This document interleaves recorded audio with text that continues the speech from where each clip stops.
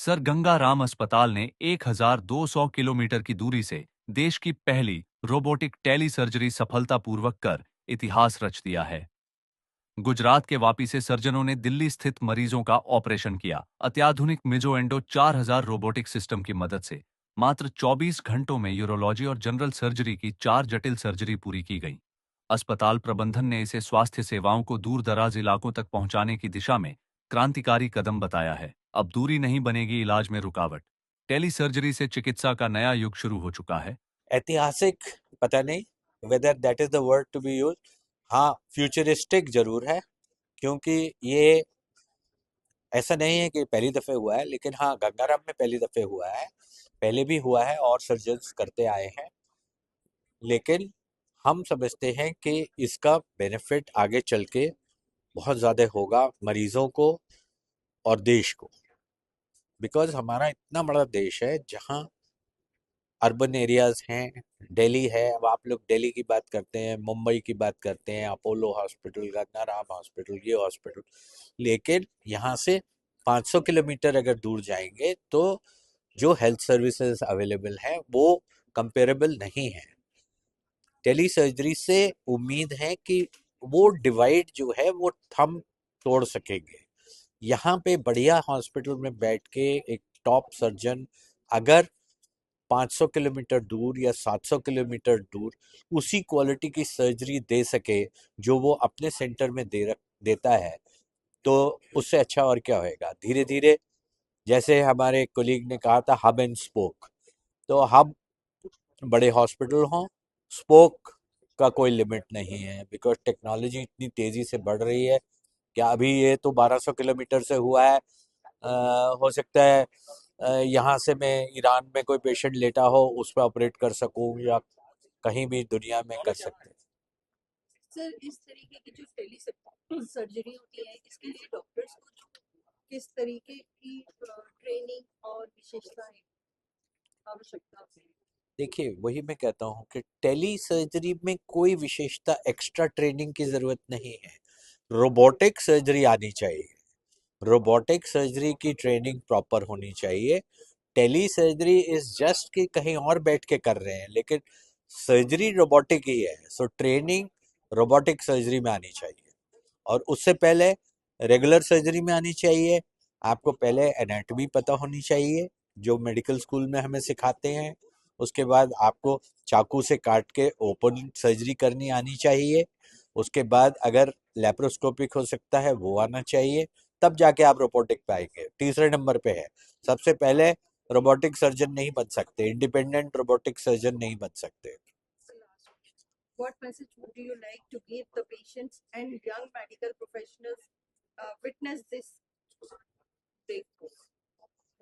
As far as young medical professionals are concerned, they have to understand that there is no limit to progress, there is no limit to advancement in technology. जो आज से 5 साल पहले हमें impossible लगता था वो अब टेकन फॉर ग्रांटेड है। जो आज टेली सर्जरी की हम एक प्रेस कॉन्फ्रेंस कर रहे हैं, 3 महीने बाद हो सकता है सारी दुनिया में ये हो रहा हो, लेफ्ट राइट एंड सेंटर, और कुछ और आ जाए। So always keep your eyes and year open, and always be prepared to adopt new technology, because as they say, swimming against the tide is not possible. So technology के against अगर कोई जाएगा तो मार खाएगा।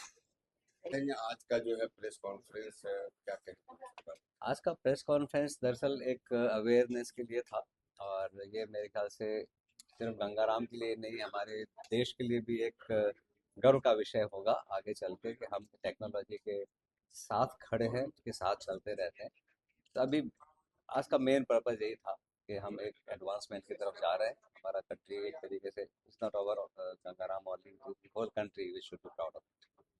गंगाराम अभी तक जो है रोबोट के द्वारा या ऐसे कितने हजार जो है सर्जरी कर 2000 से ज़्यादा सर्जरी हो चुकी है हमारे रोबोट से। हम 2012 से, ऐसा मैंने बताया था, 2012 से रोबोटिक सर्जरी कर रहे हैं। पहले रोबोटिक सर्जरी लाइक टेलीविजन, आप यहाँ बैठ के दूसरी जगह देख सकते हो, तो टेली रोबोटिक सर्जरी हम यहाँ पे बैठ के दूसरी जगह सर्जरी कर सकते हो। तो सर, जिस तरीके से सर्जरी में कौन कौन से ऐसी सर्जरी है जो रोबोट के द्वारा जो भी सर्जरी लेप्रोस्कोपिकली हो सकती है, वो रोबोट से हो सकती है। अब यदि हम ऑर्गन वाइज चलते हैं तो लंग्स में से लेके लंग्स की भी सर्जरी होती है, जैसे पार्टली लंग कैंसर में हो सकता है, इसोफेगस कैंसर में हो सकता है, पेट में आ जाओ तो किडनी हो सकती है, ब्लैडर हो सकता है, प्रोस्टेट हो सकता है, गॉल ब्लैडर, अपेंडिक्स, हर्निया, बहुत सारी चीज़ें होती हैं। तो जो भी चीज़ लेप्रोस्कोपी से हो सकती है ना, वो रोबोट से हो जाती आज जो प्रेस कॉन्फ्रेंस है वो बेसिकली टेली रोबोटिक के बारे में है। रोबोटिक सर्जरी तो हम 2012 से कर रहे हैं गंगाराम हॉस्पिटल में, और हिंदुस्तान में 2002-2003 से हो रही है। और टेली रोबोटिक सर्जरी में बेसिकली हमने किया क्या है कि एक सर्जन, जैसे मैं गुजरात में था, वहाँ से ऑपरेट कर रहा था रोबोटिक कंसोल पे बैठ के। पेशेंट 1200 किलोमीटर दूर दिल्ली में था, जहाँ पे डॉक्टर शर्मा सर थे जो असिस्ट कर रहे थे सर्जरी को। सारी सर्जरी हमने वापस से बैठ के की, और जैसे जैसे मैंने रोबोट के मूवमेंट्स को चलाया वैसे ही मूवमेंट विदाउट एनी लैग, कोई भी डिले के बगैर पेशेंट के पास सामने पूरे हुए। पूरी सर्जरी सक्सेसफुली डन हो गई। जितने टाइम में हम नॉर्मली रोबोटिक सर्जरी पेशेंट के बगल में खड़े होकर करते हैं, वही सर्जरी हमने 1200 किलोमीटर दूर से उतने ही समय में की। पेशेंट उतने ही दिन एडमिट रहा, और पेशेंट की रिकवरी वैसे ही थी जैसे एक नॉर्मल रोबोटिक सर्जरी होती है। तो टेली रोबोटिक सर्जरी से हम हिंदुस्तान में और दुनिया में कहीं से भी बैठकर कहीं पे भी ऑपरेट कर सकते हैं। हमारे पास बशर्ते एक रोबोटिक टेक्नोलॉजी हो जो उसको असेस करे, और हमारे पास अल्ट्रा फास्ट इंटरनेट कनेक्शन के लिए टेली रोबोटिक के लिए कन्विंस करने का सबसे पहला पैरामीटर है कि यस, हम एक टीम की तरह काम कर रहे हैं, हम अलग नहीं हैं। जब भी कोई सर्जरी की जाती है वहाँ पे सर्जन होता है, असिस्टेंट सर्जन होता है, टेक्नीशियंस होते हैं। तो हम पेशेंट को बताते हैं कि ओके, ये एक टीम सर्जरी कर रही है। और हम पेशेंट को ये भी बताते हैं कि ये अभी शुरुआत में है, उसको सारे रिस्क फैक्टर समझाए जाते हैं। उन सर्जरीज को रखा जाता है जो अभी शुरू में सिंपल हो, जैसे जैसे टेक्नोलॉजी इवॉल्व हो हम कॉम्प्लेक्स सर्जरी की तरफ आते जाएं। तो पेशेंट उसको लेता है। आप ऐसे सोचिए कि सपोज आप एक पेशेंट को दिखाने गए दिल्ली में सर्जन को, और आपने बोला कि मुझे बॉम्बे वाले से भी एडवाइस ले लो, कितना अच्छा होता बॉम्बे वाला सर्जन भी मेरी सर्जरी में आ जाए। सो टेली रोबोटिक के दौरान ये पॉसिबल है कि मैं अपने बॉम्बे वाले कलीग को बहत बोल सकता हूँ कि भाई तुम भी मेरे साथ आ जाओ। तो अब आपको एक ही टाइम पे दो बड़े सर्जन्स की ओपिनियंस मिल रही है, जिसके लिए शायद आपको दिल्ली से बॉम्बे जाना पड़ता। और पेशेंट भी सेटिस्फाई हो जाता है कि मुझे एक साथ दो दो सर्जन की एडवाइस मिल रही है, और दो सर्जन के ब्रेन और स्किल मेरी सर्जरी के लिए यूज की जा रही है।